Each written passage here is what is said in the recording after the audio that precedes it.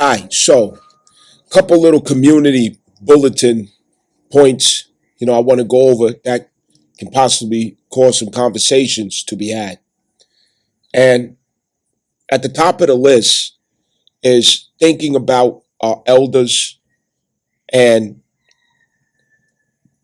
those who may be suffering from drug addictions or mental illness, in our families, in our communities.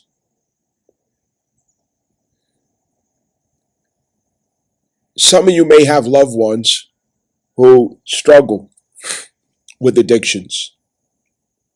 You love them very much and you wish that they wanted for themselves what you want for them, but it doesn't always go that way.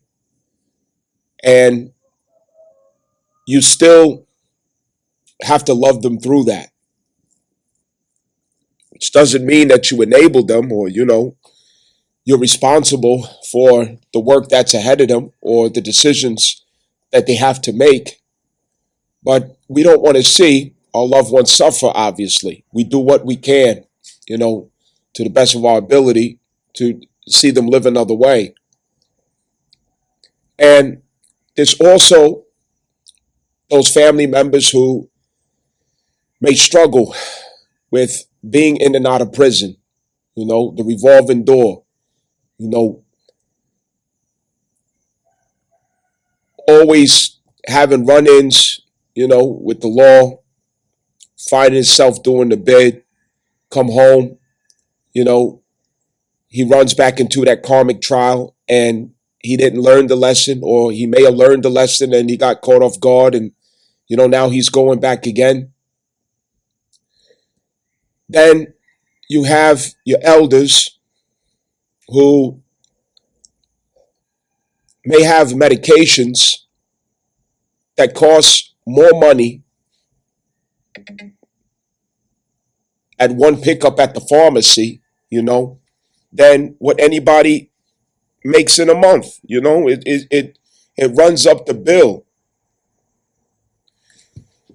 And so many medications, medicines, doctor visits. It's a struggle to find the security or justice when it comes to healthcare and insurance. These insurance agencies, they will give you the runaround. They'll take advantage of you. They'll make things extremely difficult for you. And in every family, there's very few who have the patience, the knowledge, or the competence to really fight these kind of battles, for our elders when they're not sharp anymore like they used to be to fight for themselves, or they don't know how to get around in the technology and, the AI and, apps and all these different things, remembering passwords and, the complications of advocating for themselves. Then we have the situation in our communities, where some single parents, may be struggling with, more than 2 or 3 children. And with the way that the economy is going today, the inevitable seems to always happen. Maybe a car part, goes out and it costs way more money than it should cost to get it fixed or repaired. There may not be a person in the family who fixes cars or works on cars, and that becomes a dilemma and a crisis. You're one paycheck away from seeing an eviction notice on the door. Your vehicle's about to be repossessed. It's just so many overlapping things with Americans right now, okay? And I know in your country, wherever you might be from, you could be going through the same thing over there, and seeing that reality there as well. But this is not a Debbie Downer bulletin, you know what I'm saying? A Debbie Downer talk, but what I'm trying to do is I'm trying to get us to huddle up, okay, before the storm. I'm trying to get us to where we huddle up and make plans and strategies before shit hits the fan. You know what I mean? Don't wait till the last minute. Now, why did I bring up these different characters, okay, of the family? I bring up these characters because what all of these things point back at is advocacy. Okay? Among many things, it does point at advocacy. The strong have to advocate for the weak. The competent has to advocate for, you know, the the unwise, all right, or the unlearned. The those who to whom much is given, okay, much is expected. And I'm saying this because I want to get us all as leaders in our communities, as leaders in our families, to take more or greater initiative with causing a new attitude that spreads a sense of urgency and self-determination, and admitting to themselves that we have been decentralized and our reality is not what it used to be. And we as the people are on our own, and we have to come up with long-term solutions. That means prevention and also sustainability. We've got to come up with innovative solutions collectively. Now, the Trump administration, as you should know, has minimized and decentralized healthcare options, healthcare funding, healthcare resources, and subsidies that the government used to source support or, fund and aid. Okay, with this decentralization of healthcare,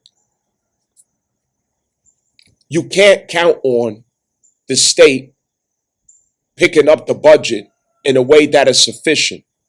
You can't expect that. You can't count on that. You also cannot expect honesty, integrity, professionalism, transparency, and how you will be dealt with when you advocate for your elders, when you advocate for, maybe you have youth who going in and out of prison and they're on a borderline or cusp of, doing bids in jail and prison and then getting the proper mental health care that they need, okay? Because a lot of times when you're in and out like that, there's mental illnesses there also that needs to be addressed, but that gets overlooked a lot of times, And an advocate has to be in a family who loves them enough to, bring attention to these things and try to direct solutions at, the real underlying crisis at hand, and also playing the role of educating the family, about what cultural habits, what cultural stigmas, and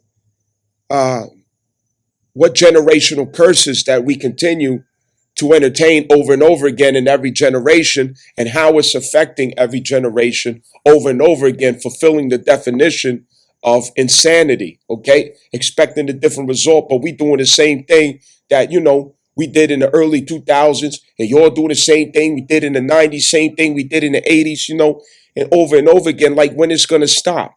You know what I'm saying? Now, a lot of what I'm saying might not apply to you, okay? But I guarantee you that what I'm saying, it applies to somebody who you know or somebody who you love, And so if we fail to centralize our own resourcefulness, it's going to be,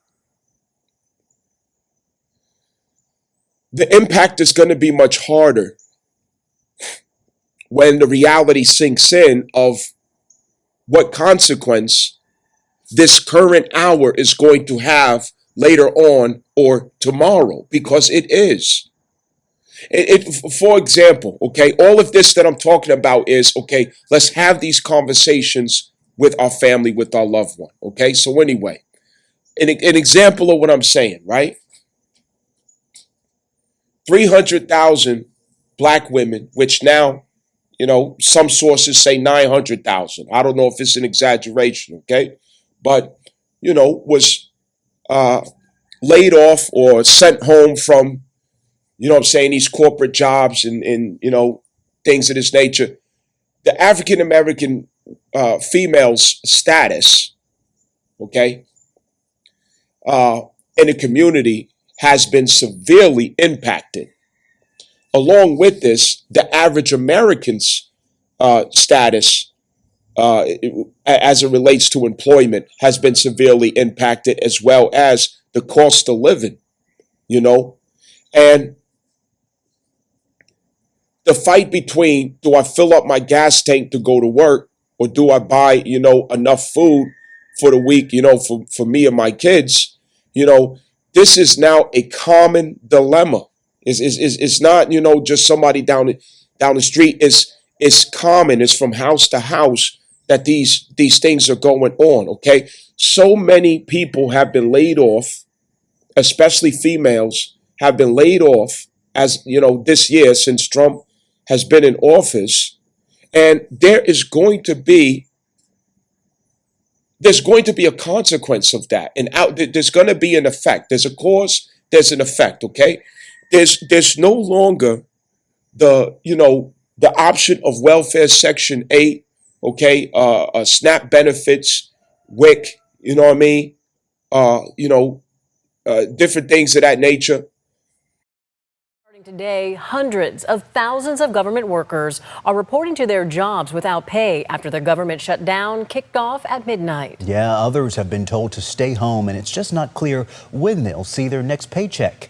ABC's Olivia Rubin has the latest from Capitol Hill. Just hours into the government shutdown and no end in sight. How long do you think this will go, Mr. Speaker? I hope it's short. Democrats once again today voting down a Republican bill to temporarily fund the government.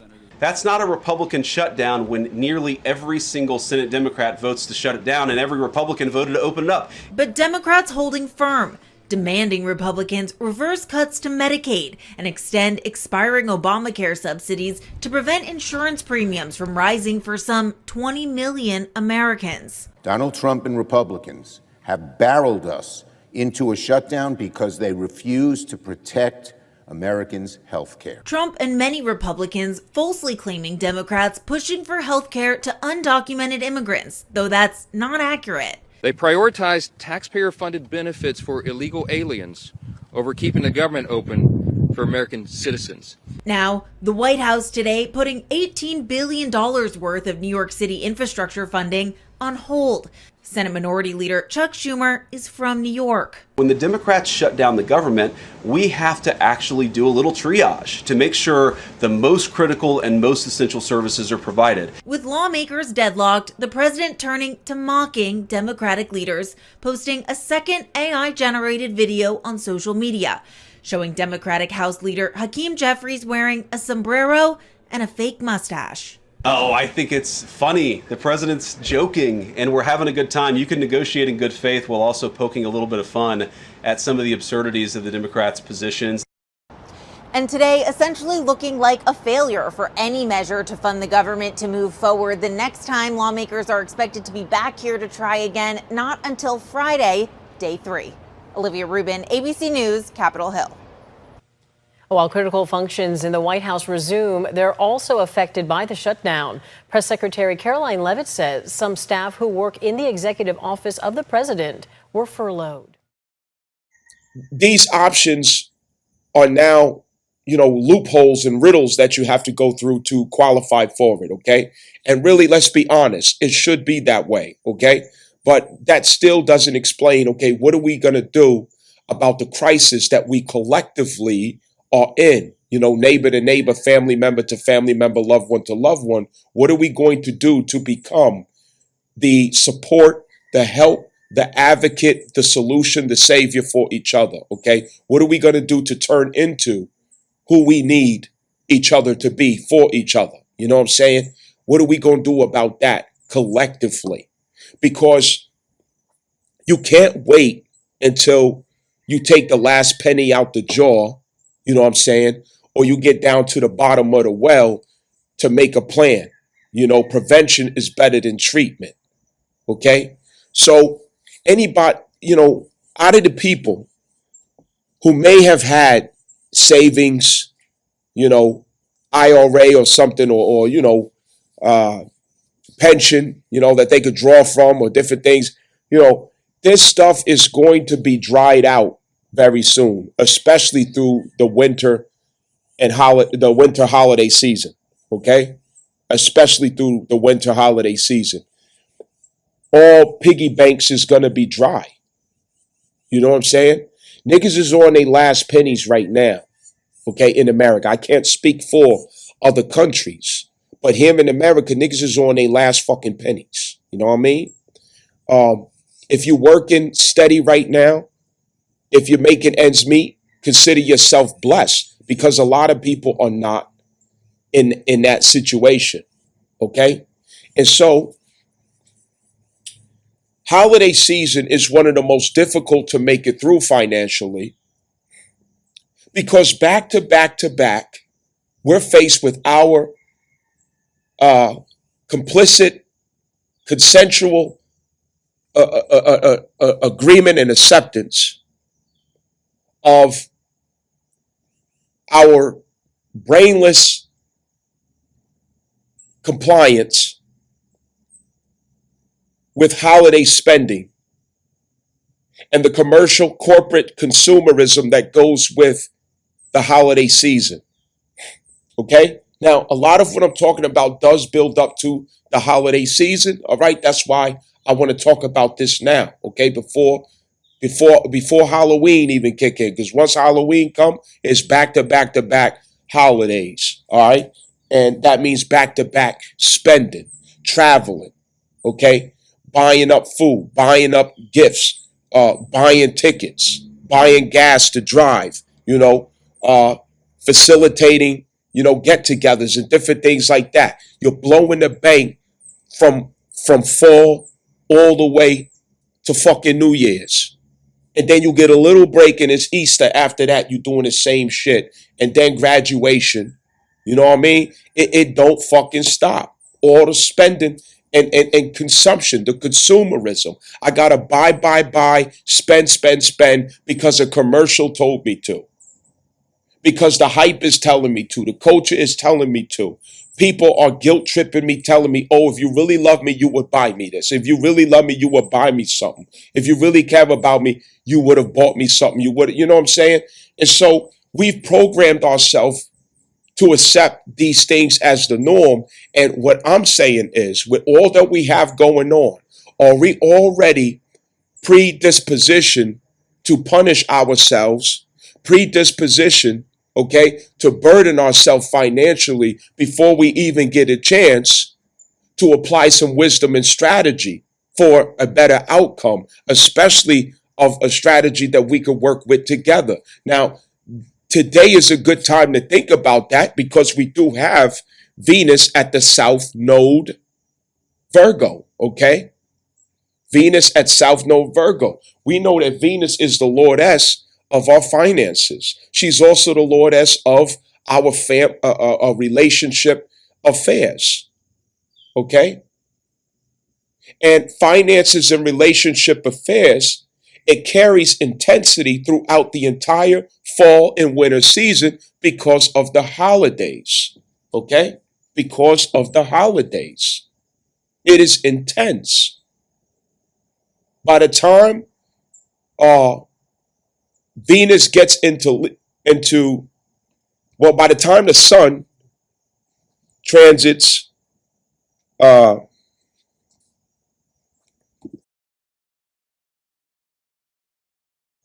the time the sun finishes Libra, is these holidays back to back, and you have this anxiety, this stress and strain about working overtime, getting extra hours, saving up, sacrificing, robbing Paul to pay Peter and Peter to pay Paul, borrowing, taking out loans, selling shit. and blowing it all away so that you can go and consume, spend and consume, spend and spend and consume, as if we don't know how to create memories and facilitate. It's like we don't know how to create and facilitate memories of love, family, togetherness, where we can feel it, unless there's a whole bunch of fucking money being spent and shit being bought and ordered offline. You know? So with Venus at the South Node Virgo in opposition to the North Node, which is, you know, the fated opportunity that we headed into, are we going to blow our opportunities by blowing the bank because of what we already preset in our intentions upon doing to ourselves? Yes, I said doing to ourselves. Through the winter, we abuse ourselves. We break ourselves. We tell ourselves by our actions that we do not deserve abundance. We do not deserve security. We do not deserve wealth. We do not deserve sustainability, because we refuse to practice every now and then, when it is strategically wise, a little frugality, a little wisdom, a little temperance, maturity, restraint. You know, the programming is severe. Now, what's the call to action in this? Have the conversation with your family. Is it realistic this year to spend money on things that we have been in the habit of spending money on? Can we express love, care, and appreciation for each other and celebrate each other without breaking the bank, without going broke? Can we be creative enough to, create memories with each other? Because, you do still have to travel. You do still have to get together and see each other, because nothing is more important than the time that you spend with the people who you love. You know what I'm saying? That's irrefutable. Can't nobody argue that. You know what I'm saying? I'm not here to say don't be with each other. You know what I mean? If you got to take flights and travel here, I get it. But what I'm saying is all the unnecessary shit in between that. Should we be having a conversation with our family like, yo, listen, this year, let's strategize to make it all the way to the spring. You know what I mean? Without breaking the bank, without hurting ourselves, without putting ourselves in a bind. You know what I'm saying? So everybody gonna have to come to maturity real quick and understand we have a strategy here. You know what I mean? We got to get to the other side. Because how many Americans, or in your nation, okay, your country out there, give a shout out to your country in the bottom, whatever, wherever you from, you welcome in this conversation too. How many, what can we do to make it through it? Without hurting ourselves. Now, here's another thing. Here's another thing. I mentioned about our elders, okay? Medicare or Medicaid, one of those, okay, is threatened to be, saying thrown aside, and the people no longer have that opportunity, if things are going in the way that is headed in this direction, with the Trump administration, and how they're treating healthcare and government spending, lending many things over to the state. You know what I'm saying? And so this is a serious thing for our elders, okay? Because there are a lot of elders who walk around and can't afford proper nutrition, who cannot afford proper health care, and who don't have anybody there to, see about them, take care of them, protect them, cover them. You know what I'm saying? Give them their medicine. Elders can be very forgetful, okay? Their minds are not as sharp as it once used to be. They need advocates. They need protection. They need guardianship, okay? And so maybe a lot of that is provided, at the elders' homes and facilities, okay? But every elder don't have that opportunity and option. Every elder don't have that grace. But even those who do, with the state now being under more pressure because the government is shrinking and pulling back funds, that it's given out to the state, there's a lot of facilities that used to be an option for care and treatment that's not going to be there tomorrow. Okay? So, with the changes that are being made, we could lose, senior citizen homes can close. And if senior citizen homes close, what plan is there in the families to receive them? What plan is there to receive them in a way where they are comfortable, where they feel safe, where they feel wanted, where they feel desired to be there and not, abused or made to feel like they're a problem?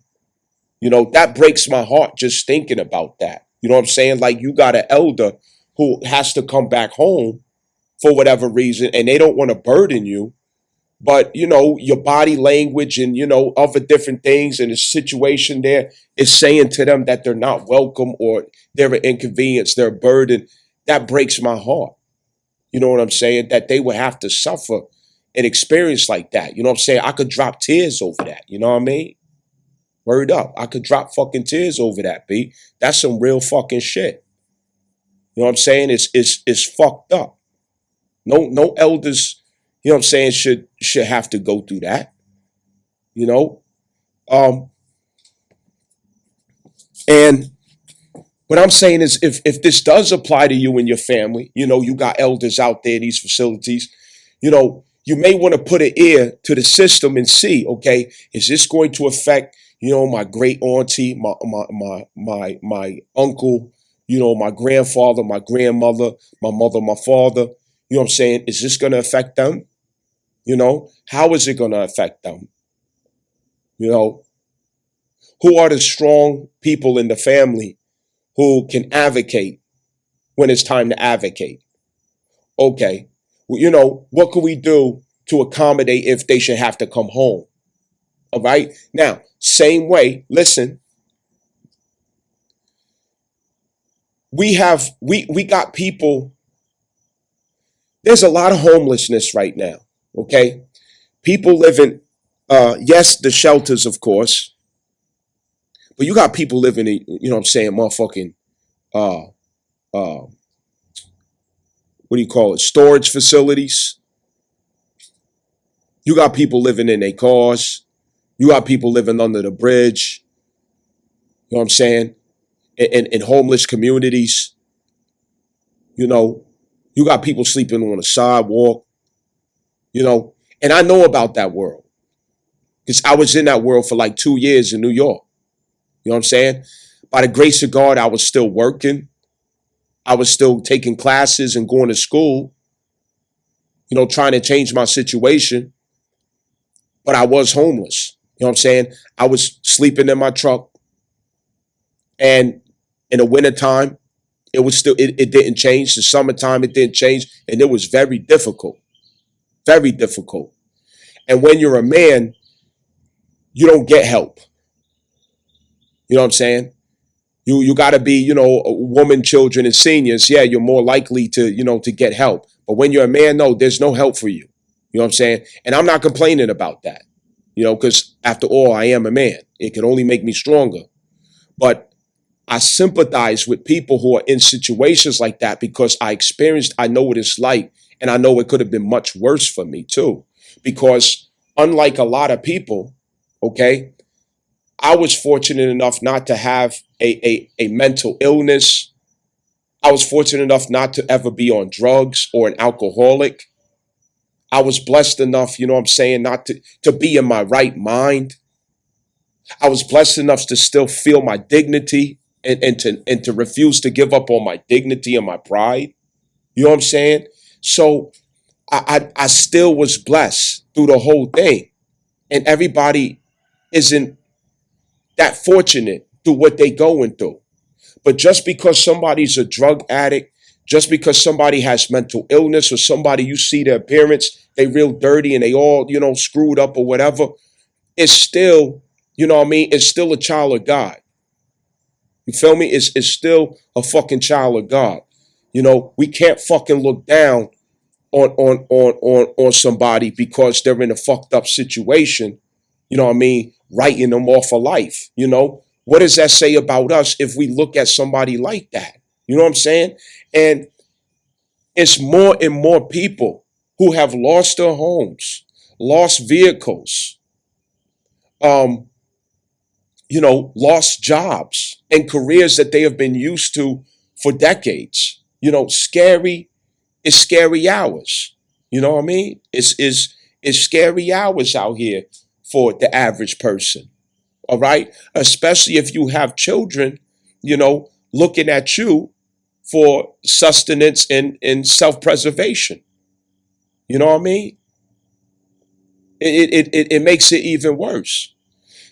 Okay, so listen, what I'm saying is, have the conversation if your family includes somebody or some people who are in these situations or on the edge of this situation, or who have a habit or cycle of going through these situations. You know what I'm saying?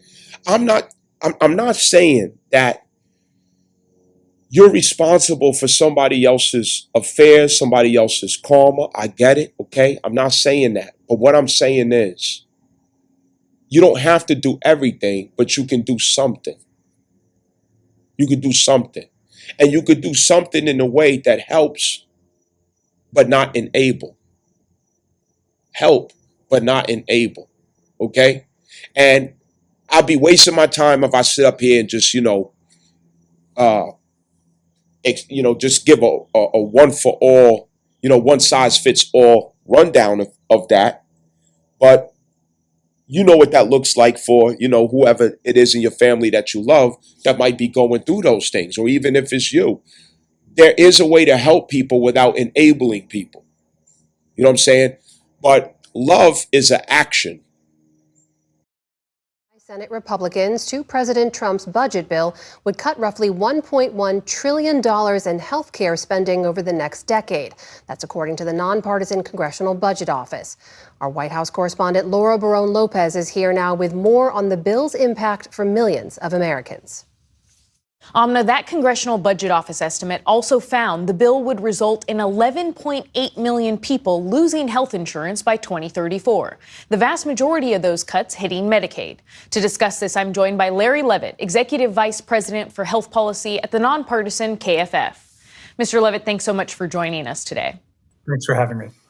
So the Senate Republicans made a number of changes recently to this bill, and this bill would make the largest cuts to Medicaid in the history of the program. If Republicans end up passing it, what is the real-world impact for people who could lose coverage? That's right. This would be the biggest cut to Medicaid, in fact, the biggest cut to health care in history. And, that number that the Congressional Budget Office has put out, that 11.8 million more people would be uninsured, really tells the story here. I mean, it's low-income kids, it's adults who are working but don't have health insurance through their jobs. It's people with disabilities. It's seniors who need help paying their Medicare premiums or who are in nursing homes. Medicare does not cover nursing home or long-term care, so it's really Medicaid that ends up picking up the slack there. I mean, this would roll back many of the gains that the Affordable Care Act or Obamacare has succeeded in reducing the number of people with health insurance. And many more people would find themselves uninsured and without access to health care. President Trump and Republicans have repeatedly claimed that part of this is about kicking undocumented migrants off of Medicaid. Today, White House Press Secretary Caroline Leavitt claimed that would total some 1.4 million undocumented people. What's the reality here? And are undocumented immigrants eligible for Medicaid? No, the reality is undocumented immigrants are not eligible for any federally funded program, whether that's Medicaid, Medicare, or the Affordable Care Act. Some states have used their own money to provide health care to undocumented immigrants, and there was a proposal in this bill to cut off federal funding, to reduce the amount of federal funding for Medicaid to those states to effectively penalize them for using their own funds to cover undocumented. Love is an action. And this is a time where, let's not expose ourselves as being lacking of love in our hearts, lacking of love in our spirit, and lacking of light in our being. Let's not expose ourselves, as being at one, What are we doing if we're not showing up with love, if we're not expressing love, if we're not being love, being what love is supposed to be? It's an action. What is love supposed to do? Because when we become loveless, that's when the world gets dark. The world don't get dark when you run out of money. The world don't get dark when, you lose your job. These are not times when the world gets dark. The world gets dark when there's lack of love and lack of light. So there's always a way to push light. There's always a way to push love. And the thing about light and the thing about love is that money does not hold authority or limitation on the power of love or the power of light. So we always are in position to push light and push love right from where we stand with what we do or do not have. We have something to give from love. We always have abundance from the expressions of love. We always have abundance from the expression of light. Even in the most insignificant details, we do. You know what I'm saying? So don't leave anybody loveless. Don't leave anybody in the dark. You know what I'm saying? It could be you that's strung out on drugs. It could, it could be you who have a mental illness and you just can't figure your life out. And people looking at you like you're normal, but you're not, but you got a mental illness and it has you spiraling throughout life in ways that, are really helpless, and you don't know what to do. The person don't know what to do. They can't help themselves because they have a mental illness. But they're being judged because they look normal. They look like they got it together, but they don't. You know what I'm saying? When people are scared and under pressure, they're losing everything. You know what I'm saying? Eviction notices on the door, bills are due and piling up. Everything's past due. The check that you make from work, it don't make a dent in it. You know what I'm saying? It's like impossible to crawl out this motherfucker. You know what I mean? And some people's pride won't let them open up and share what they're going through, so they suffering in silence. You know what I mean? We have to get in action mode with love. And that's not, that don't mean you got to be a superhero and going around here saving every fucking body. I'm not saying that, but from your capacity, from where you stand, how can you show love? You know what I'm saying?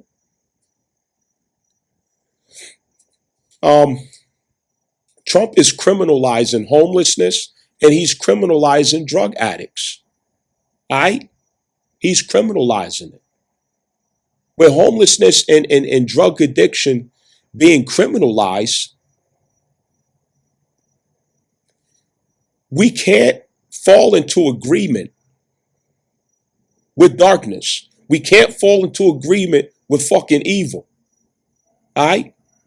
We all want to be able to walk down the street and not see stepping over homeless people. We all want to be able to walk down the street and not see fucking junkies coming out the alleyways like a fucking Michael Jackson video. You know what I mean? Nobody want to look at that shit. But we would be robbed of light and we would be robbed of love if we refuse to acknowledge that these are humans. And to ask the question, how did so many of them get in that situation? How did so many of them fall subject to that crisis? And we cannot be lazy and selfish and arrogant and say, oh, that's their problem, that's their fault. Well, obviously that's their karma, that's what they get. Well, they make their decisions in their life, and It's not always like that. You know what I mean? We still have to show compassion. We still have to have empathy and compassion.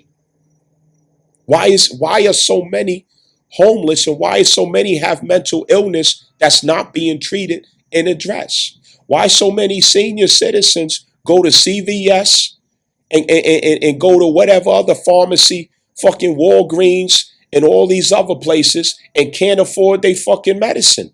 They got to choose between, am I going to get my heart medicine, or am I going to get, you know what I'm saying, the other medicine that stops, that helps my Alzheimer's or some, or something like that. You're choosing between one malignant thing and another, okay? Even though I'm pretty sure a lot of us here, okay, in the world that we're in, okay, consciously, we may not agree to the pharmaceuticals, okay? I get that. But we can't wave a magic wand and say, oh, everybody just stop, fucking with pharmaceuticals. You could go to the earth, you could do this and this and that.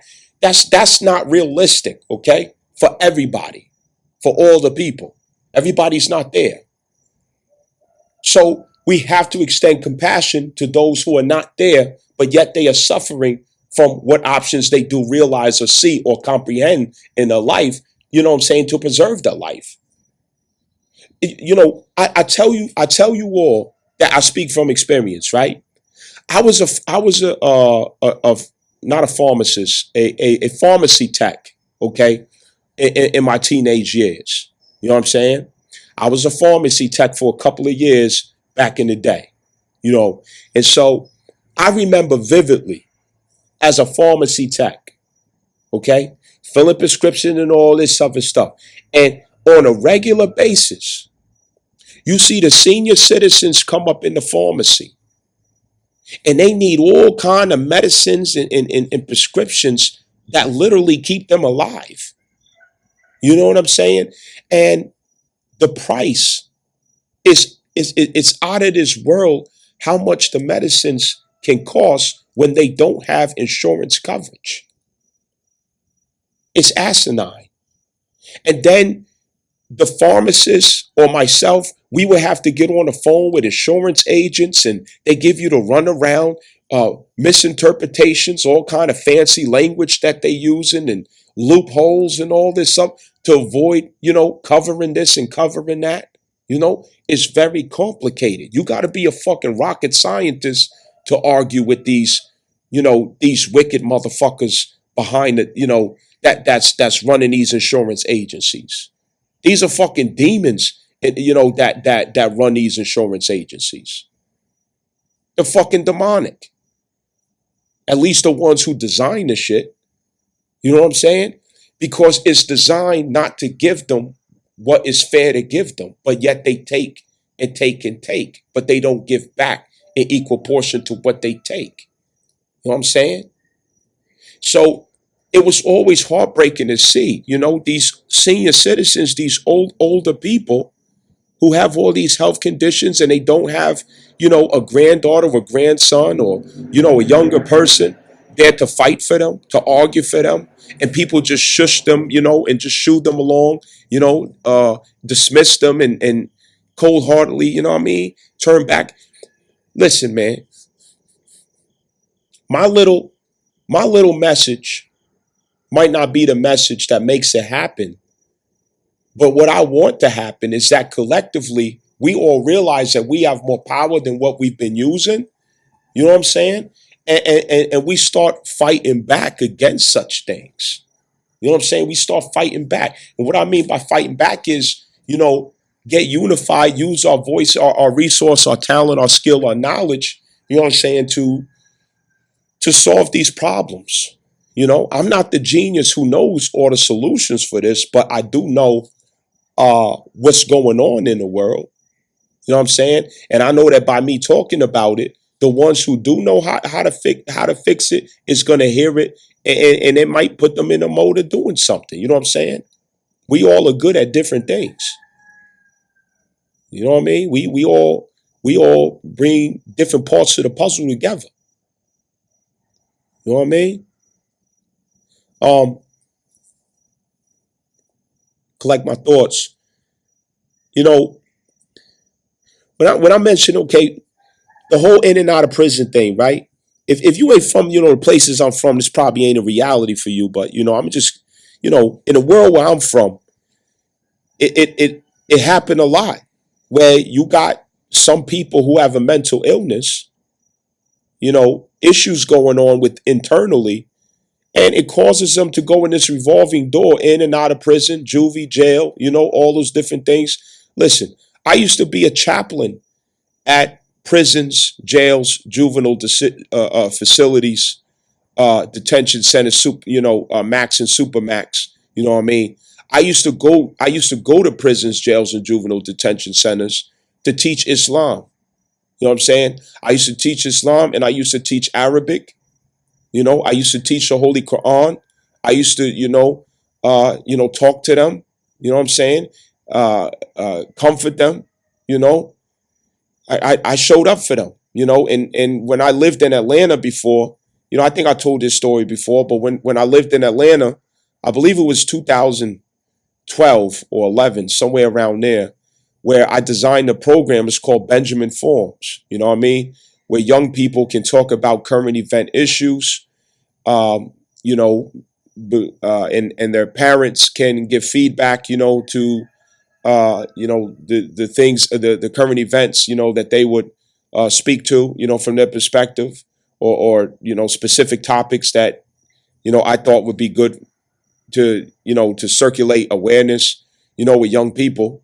I designed the program, and I had help, by the way, by some friends who knew me from social media and from my family, and also in New York City, out of Brooklyn. I had a couple of business savvy peoples who was helping me.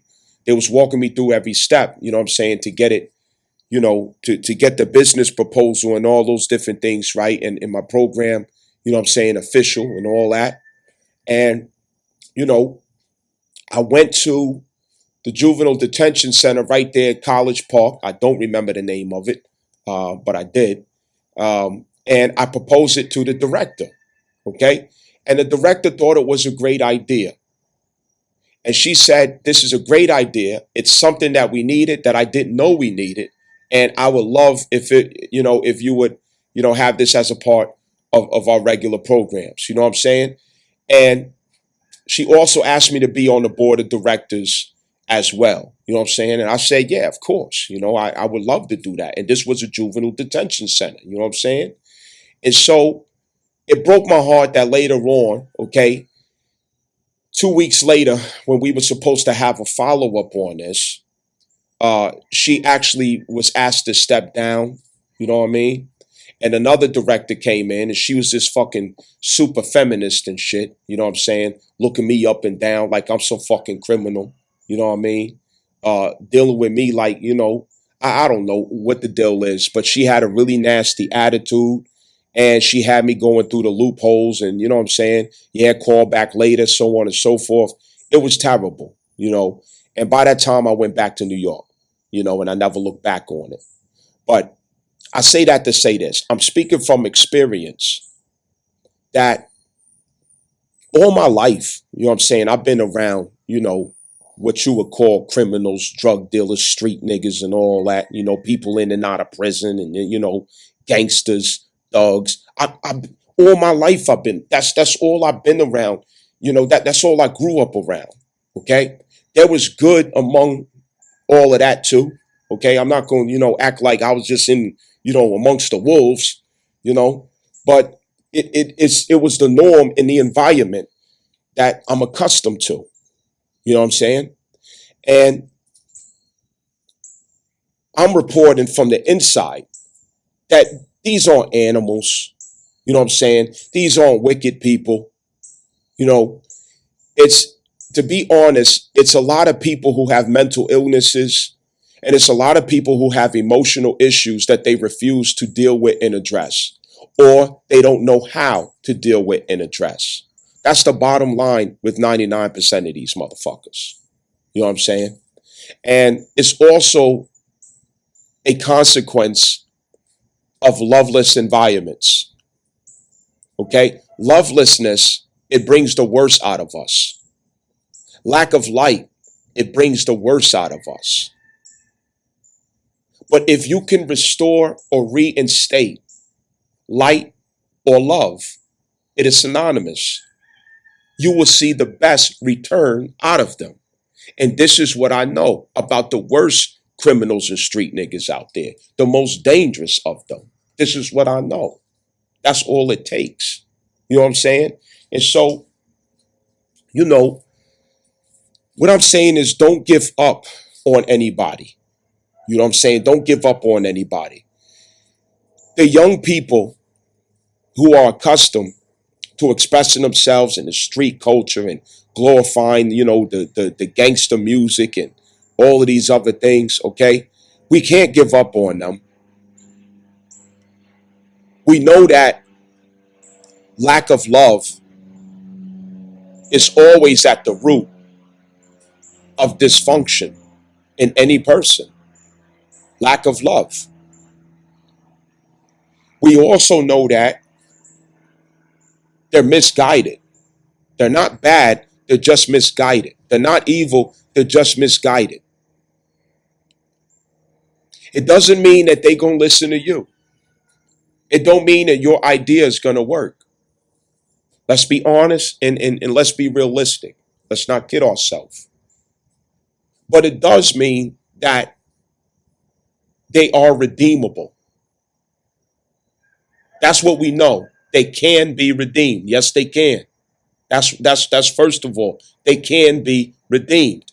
And we do know it's a matter of delivering love to them.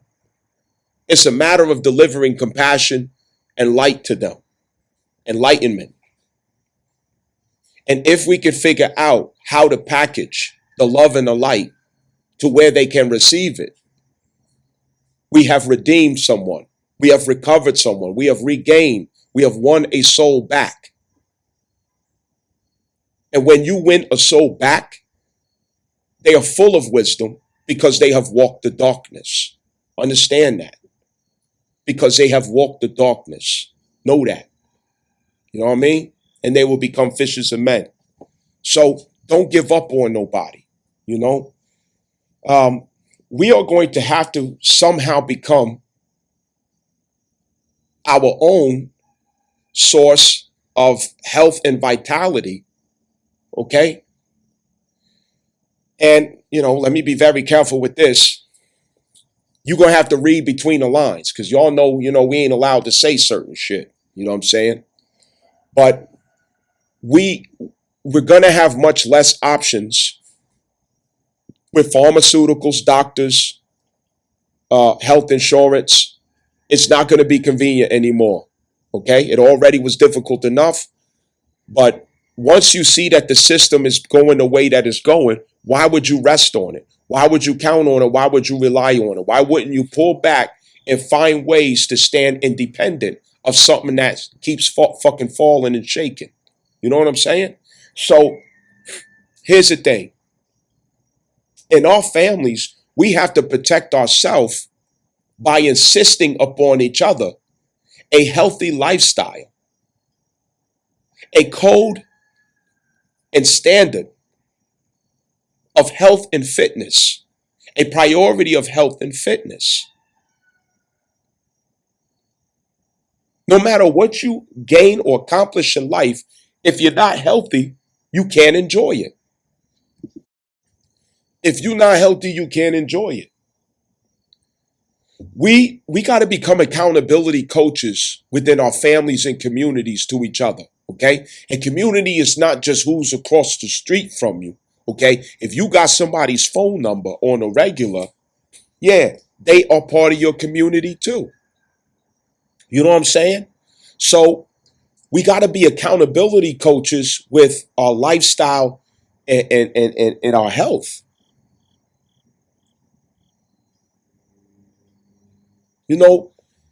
Motivate each other, inspire each other, and insist upon each other a healthy lifestyle, healthy habits,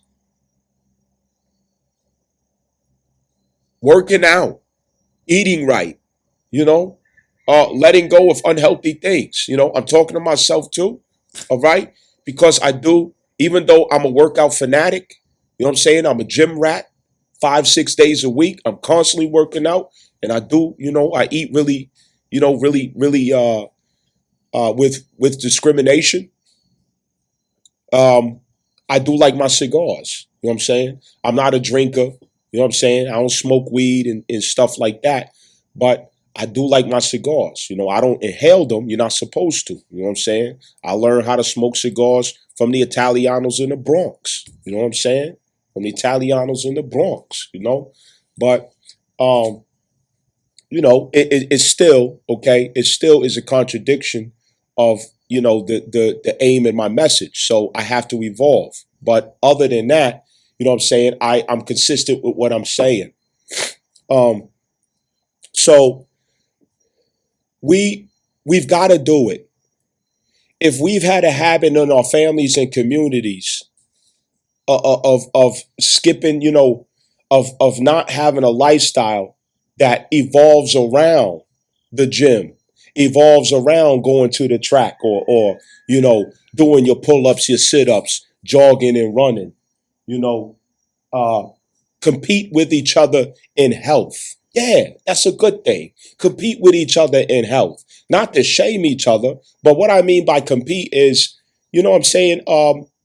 That's what me and my brothers do. Okay. We did it all our lives. Okay. I got 2 older brothers, and even to this day, we compete with each other when it comes to health. Okay. We do it out of love.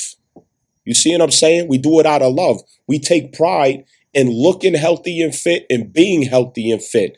And we hold each other accountable. If I start getting out of shape, I'm going to hear it from my brothers. They're going to be the first ones to say something. They going to look at me like, yo, nigga, you falling off. Fuck is going on, B? Fuck ain't you in the gym? You know what I mean? What's good? When the last time you went to the gym? Nah, that's out. You know what I'm saying? You falling back. They gonna put a little pressure on me. And if I see them out of shape, I'm gonna put a little pressure on them. But we had that accountability with each other, and it keeps us all healthy, fit, and feeling great. You know what I'm saying? I love my brothers to death. I admire them. I look up to them. I respect them. And they are beautiful men. You know what I'm saying? They are beautiful men, my brothers. They got sharp minds. They're very intelligent. You know what I'm saying? And they have a lot of experience. You know what I mean?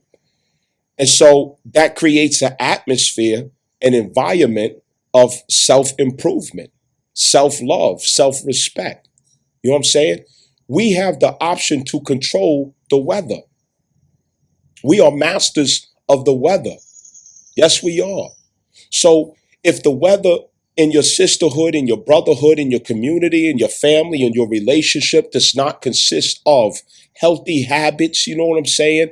Looking up new recipes. Okay, what's a natural remedy for this? What's this good for? What type of vitamins and minerals is in that? What does this sustain? What does this do?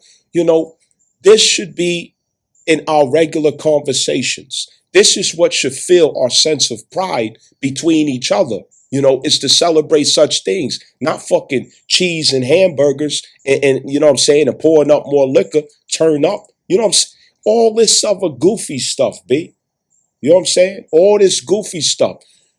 We should look like we love ourselves at all times. We should look like we love ourselves.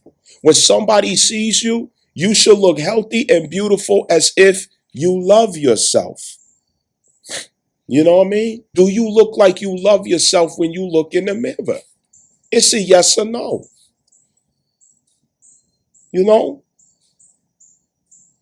And if I let myself go,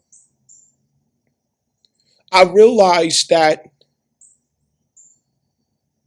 I'm taken away from the motivation and pride that my loved ones have in me.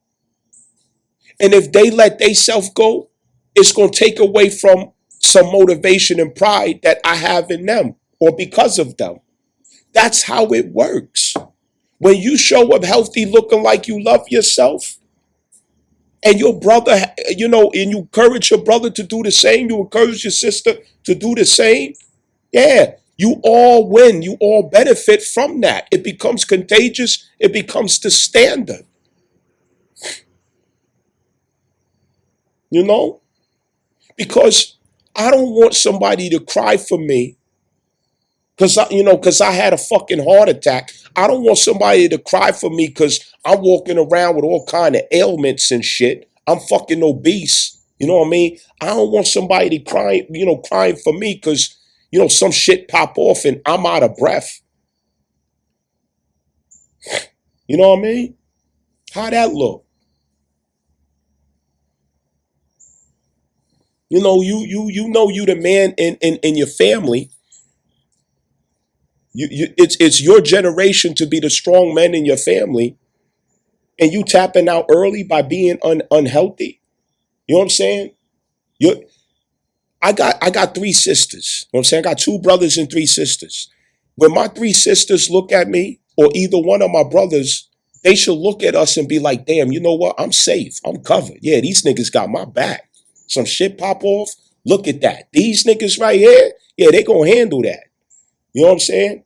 And they should be able to say that. They should be able to feel that way. My mother should be able to feel that way. My sons should be able to feel that way. You know what I mean? Walking behind they pops or walking next to they pops. Like, yeah, he got me. Some shit go down, he got me. I ain't got to carry him. He might carry us. You know what I'm saying? So, just the other day, my mother needed brakes. Then my sister ended up needing brakes. How much money they saved because my sister got a brother and my mother got a son or sons who know how to work on cars, who know how to fix some shit, Just just last year, she had a hole in her roof. It was a storm and there was a hole in my mother's roof. You know what I'm saying? She could have called some construction workers who came and ripped her off or something. But guess what? She got sons who know how to fix some shit. We got our ass up there and we fixed the motherfucker. You know what I'm saying? That too is part of health and wellness. The competence that you have to share and pass around in the family. The skill sets that you have to pass around and share in the family. The skill sets. You know what I mean? All of this counts. These are the things that carries and transfers true wealth. That's what wealth really is. That's what wealth really is. You have wealth when you have skilled people in your community and family. When you have competent people. When you have people who love themselves and love each other as a reflection of the love for themselves. That's wealth. Money can't buy that. And when the money runs out, that's what continues to comfort you. That's what continues to reassure you is having that. You know what I mean? Let's count the things that are everlasting.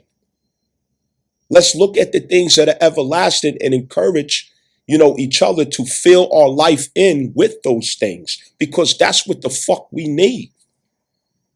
You know what I'm saying? Next time you go out and get a woman, next time you go out and get a man, if that's your status, don't bring nobody home, you know what I'm saying, with nothing to fucking offer. And it don't take everything. You don't have to have all kind of fancy stuff and a whole bunch of money and be a master in professional and perfectionist and it don't take all that. Even good character is a contribution. Come on, listen to me now. Don't give up on me. You know what I'm saying? Listen to what the fuck the infamous is saying, babe. Good character is a contribution. You have added to the family if you choose, you know what I'm saying, to be in a relationship with a man or a woman who has beautiful character.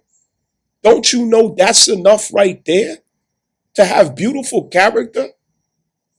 Yes, you are adding wealth onto the family. Some people want to know, like, okay, my nickname, okay, my nickname, Ifabukola.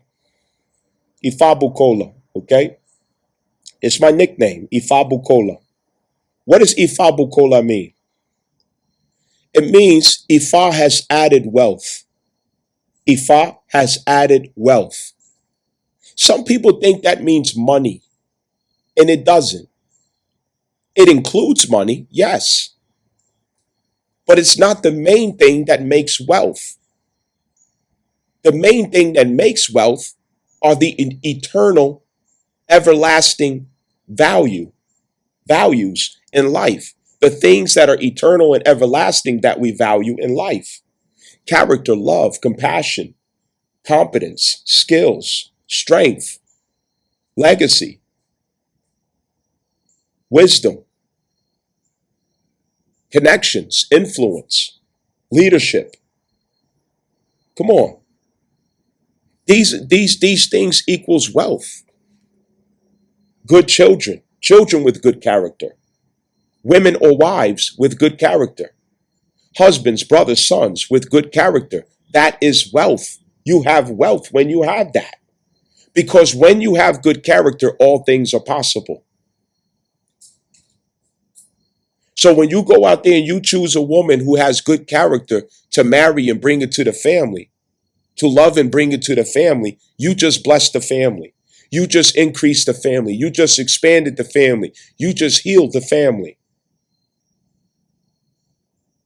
You brought in light, a wave of light into the family because you chose somebody with good character, not a big ass booty that you lusting over, not a long ass dick and a big wallet that you lusting over. Yeah, you chose good character.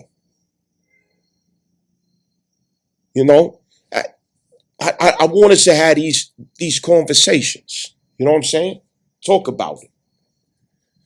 So, the other thing I want to go into, Christian nationalism, white Christian nationalism, it's on the rise in this nation. That's the next regime, okay?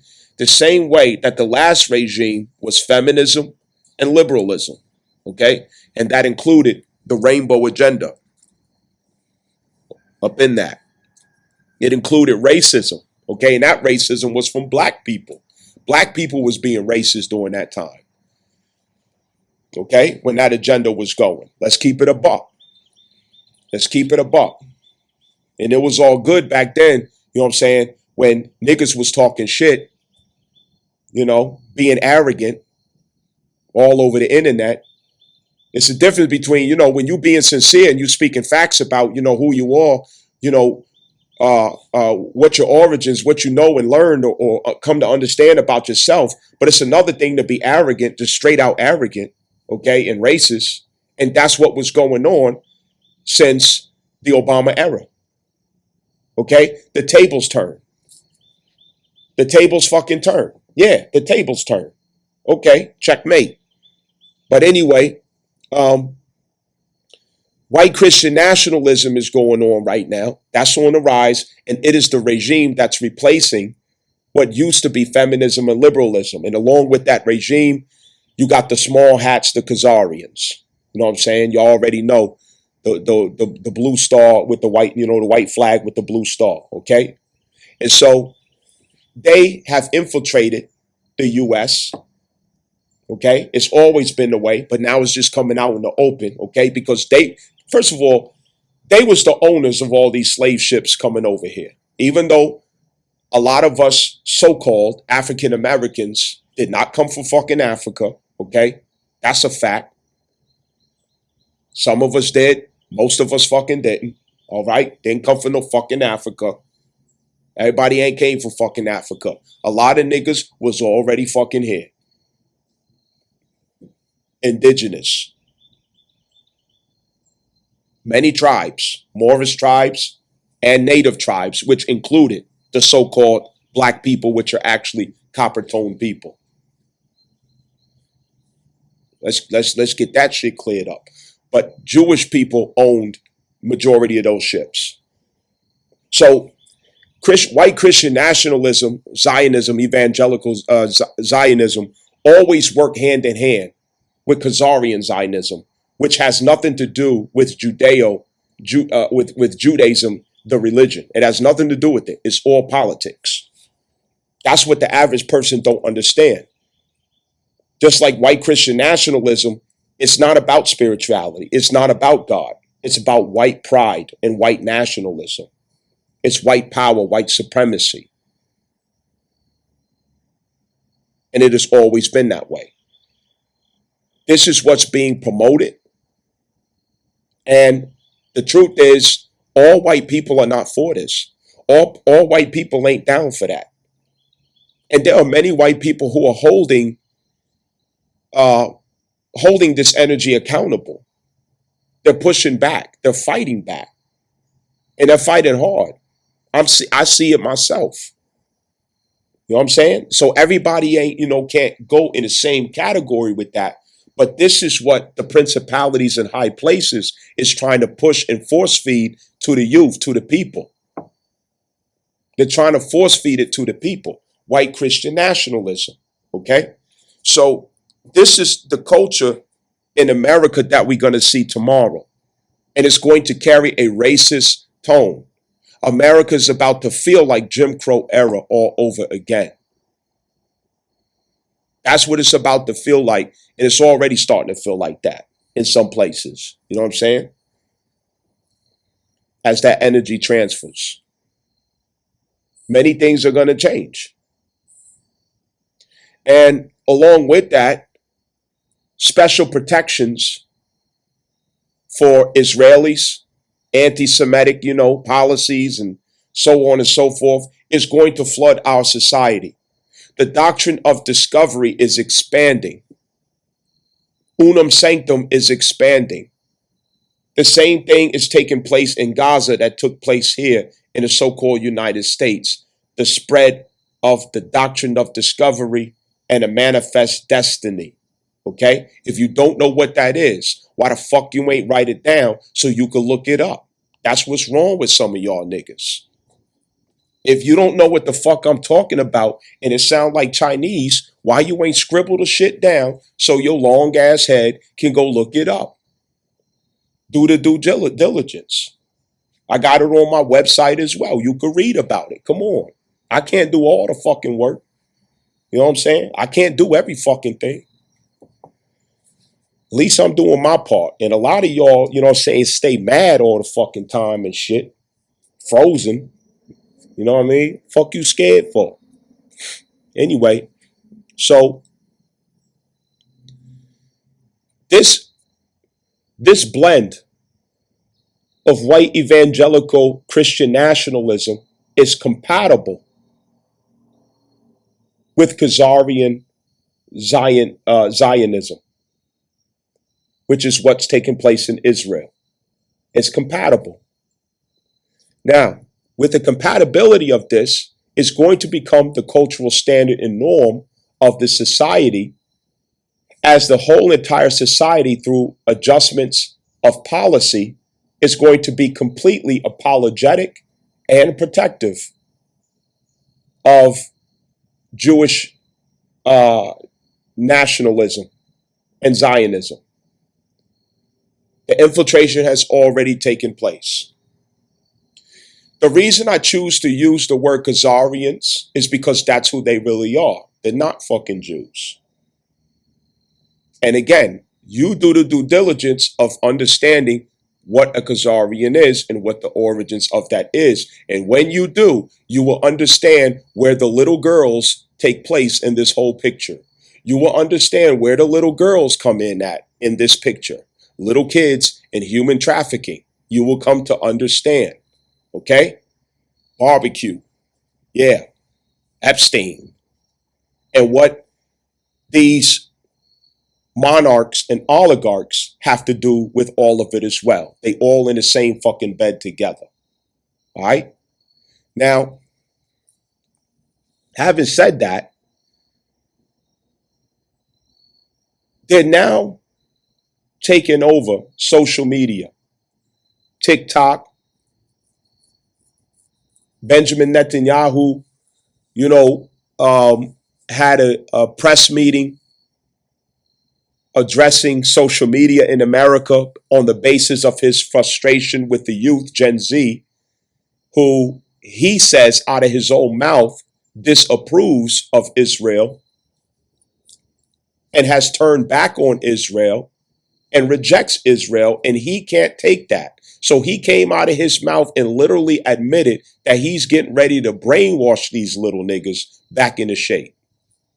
He came out his fucking mouth and said that shit, that he get ready to brainwash these little niggas if he got to, and he is going to. So they already took over, you know what I'm saying, TikTok. Twitter is next, and you know, they just gonna go on down the line. We don't know what the youth will do. We can't predict that. Uranus is in charge of the youth. You know what I'm saying? That's Shango.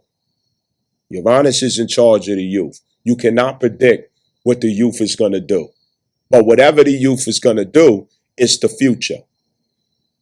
You know what I'm saying? We can only respect it because the youth are in charge of the current hour.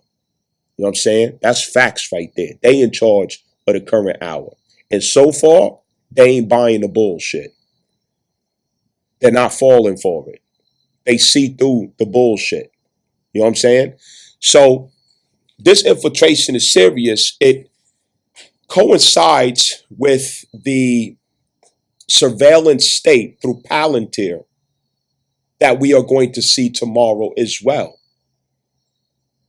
As Saturn goes in direct motion through Aries, the onset is going to be quite startling. Aries Saturn transit, obviously a restriction of the identity. It catalyzes surveillance of the identity, scrutiny of the identity, judgment of the identity, policing of the identity. Okay? This is what's coming. The people always have power to stop anything they want to. But it takes for the awareness to be there for this to be the case, which is why we have to have the difficult conversations. I talk about this shit all the time, but a lot of y'all out there want to bury your head in the dirt, close your eyes, and turn away from it instead of opening your fucking eyes and facing it. Because guess what? All of us together has to deal with these things and address it. All of us together. You can't fucking run and hide all the goddamn time from what's your portion in your lifetime to fucking deal with. You can't keep doing that. I'm giving my best. I'm doing all I can to raise this awareness and bring the correct interpretation and understanding of what the fuck is going on, not as things present itself to be. What are you doing? What have you done? What are you doing? What have you done? Because we all have to do something.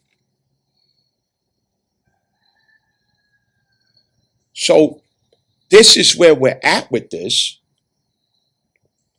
And it's good to have the discussions. Talk to your children about the freedom of their thought. Talk to them about having discernment. Talk to them about how to tell the difference between the truth and a lie. Explain to them and teach them about the origins and history and evolution of the science and engineering of propaganda and how it works. Show them. Oh, you yourself don't know. Oh, okay. Why don't you fucking know? It's your duty to know. It's your duty to understand.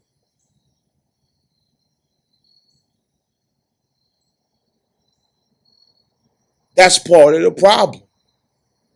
Ignorance is a choice. It's a fucking choice because of the bliss that comes with it. Yeah. The bliss that comes with it. So I go on to say, you know, These are some of the things we really need to be talking about.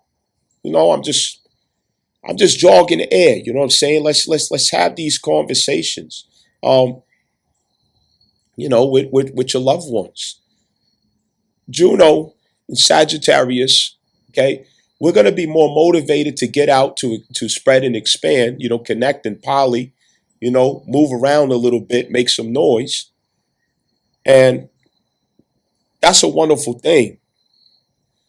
And we have trust of ourselves again after the phases of salvation with working with the water triplicity value of the Scorpio stellium, okay? And also the Cancer Mars retrograde. So there's a great deal of trust that we feel we can afford to ourselves and to others. With that enthusiasm and that trust, please, let's do all we can to expand the community of self. Okay? And what I say by expand the community of self, continue to reach out to people who have like minds, like energies, like thoughts. You know what I'm saying? And, make community of your connections.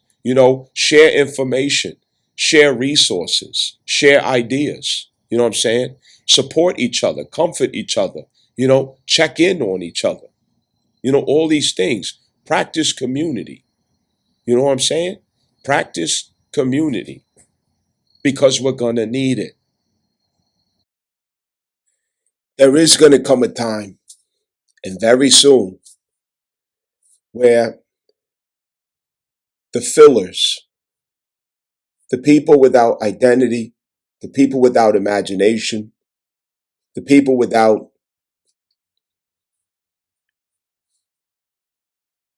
critical thinking, the people without courage to think for themselves, the conformists, this culture is going to seemingly prevail in the country of white Christian nationalism.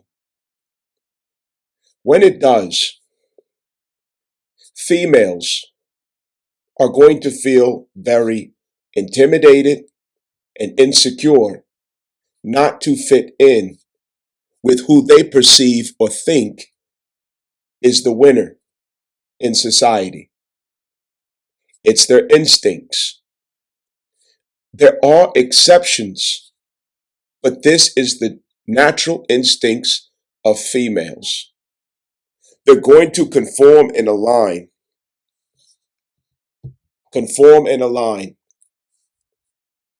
with where they believe security is, the safety and covering of the dominant members of society, jumping on the bandwagon, cheerleading where most of the noise is coming from, backing up the status quo.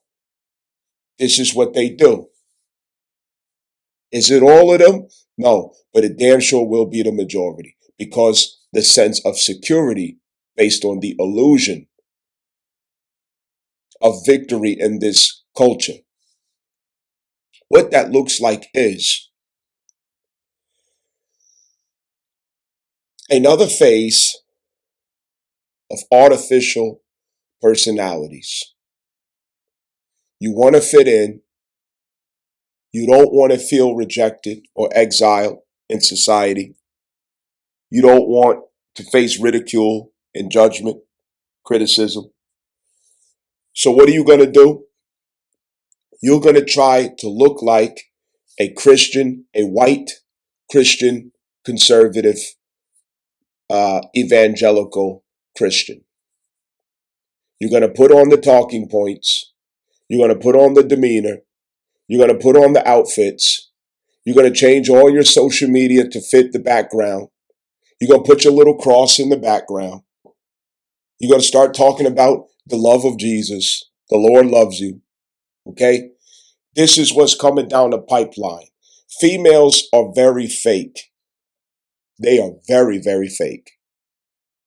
It's very few females who can overcome the temptation of falling into the fake. Okay? Because it's about being accepted and fitting in, not feeling like the outsider. keeping up with the fucking Joneses. And when this energy comes around, it's going to point criticism. It's going to point judgment at females who are not picking up and carrying or championing the white national Christian conservative female image. They're going to make the other females of society look as if they have committed all the sins of Mary Magdalene and she should hold her head down. Okay? It's fraud. It's going to be fraud and hypocrisy. I never miss on my predictions, ever. I never miss on my predictions. This is what I know is coming. And females are going to feel the pressure, the temptation to want to escape the ridicule. And they're going to jump right in there, not even knowing why they're saying what they're saying, doing what they're doing, and believing what they're believing. You should be careful of becoming this person just to fit in. If you're going to come to Christ, if you're going to be a Christian, do so sincerely because that's what you believe in, because that's who you are. Having your own reasons, not for political leverage, political opportunity, to fit in, to be part of the image that you think is winning. Don't be fucking fake. Be real. It is real disgusting to walk around fake. And you should be called out for being fake. Don't do it. Be yourself. Be sincere. Be authentic. So anyway, that's that. Schedule for your natal birth chart reading, okay, or inquiry. Schedule for. Remain consistent with that. Being updated, in your insights as these transits are moving around. Especially what I recommend is to look into your Sagittarius Juno transit and the stellium that's headed into Sagittarius that consists of Vesta, Juno, and Black Moon Lilith, okay? What does that look like for you? What is the meaning of that, okay? What did it mean prior and what does it mean after? So that Scorpio Sagittarius area of your life, it's very important to decode it, to understand it and clarify it, okay? So that you can be empowered with that insight as you go. It perfects your intentions, okay? Now, along with that, don't forget your children. If there's something about your youth, your children, that you struggle to understand, if there's something about the one who you love, who you struggle to understand, okay? Let's unpack it. Let's look into it and see what the planets and stars have to say about the matter, all right?